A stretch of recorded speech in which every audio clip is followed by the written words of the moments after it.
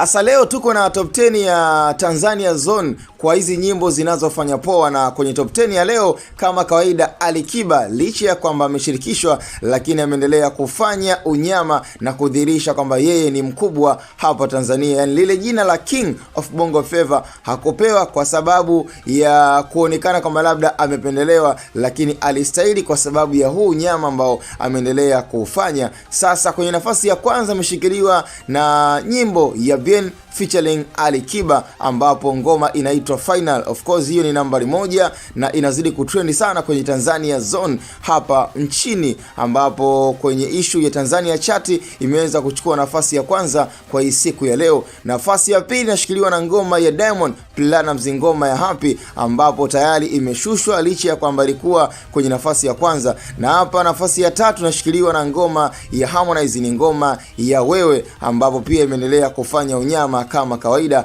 Nafasi ya 4 ni ngoma ya dada yetu Zuchu, ngoma ni ya I Love You, pia na yenyewe inafanya poa na imeendelea pia kupata wasikilizaji na watazamaji wa kutosha katika mitandao mbalimbali, licha ya kwamba kwenye Tanzania Zone imeshikilia nafasi ya 4. Nafasi ya 5 ni ngoma ya Joy, ambapo hapa ni Diamond featuring Juxi, ngoma ni poa na ngoma inafanya vizuri licha ya kwamba imeachiwa lakini bado haijaishusha ngoma ya Final ya Bien featuring Alikiba. Na ngoma ya 6 ni ngoma ya Harmonize ambayo ni ya leo, pia na yenyewe pia ipo kwenye Tanzania Zone kwenye zile nyimbo zinazo trendi. Nafasi ya 7 tuko na ngoma ya Mbomo Ulipoanza Kichwa, ambayo hii ni kutoka kwa Wana Soul Touch brand ikiweza kuonyesha unyama wa kutosha. Kwa nafasi ya 8 tuko na ngoma ya Lemi ambayo pia na yenyewe inafanya poa, hao ni Second Voice featuring Elvin Sina. Nafasi ya 9 tuko na I Wish You Good ambayo hii ni remix kutoka kwa Godfrey Steven.